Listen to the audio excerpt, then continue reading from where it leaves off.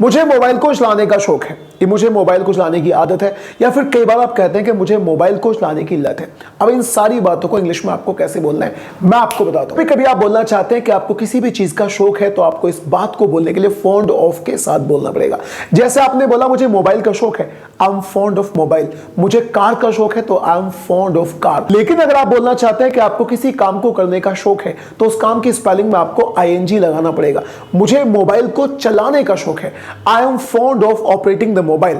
मुझे दोस्तों से मिलने का शौक है, I am fond of meeting my friends. मगर जब भी कभी आप लत के बारे में बोलना चाहते हैं तो आपको एडिक्टेड टू के साथ बोलना पड़ेगा।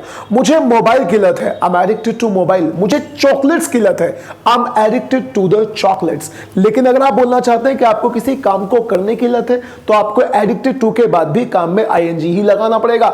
मुझे बातचीत करने की लत है, I am addicted to talking. मुझे स्मोक करने की लत है, I am addicted to smoking. उसे गाली देने की लत है तो he is addicted to abusing. और बिल्कुल ऐसे ही अगर आप बोलना चाहते हैं कि आपको किसी चीज की आदत है या फिर किसी काम को करने की आदत है तो फिर आपको उसे बोलने के लिए इन द हैबिट ऑफ के साथ बोलना पड़ेगा।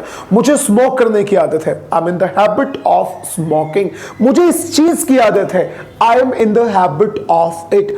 अब जब भी कभी आप बोलना चाहते हैं शौक तो आपको बोलना पड़ेगा फॉन्ड ऑफ।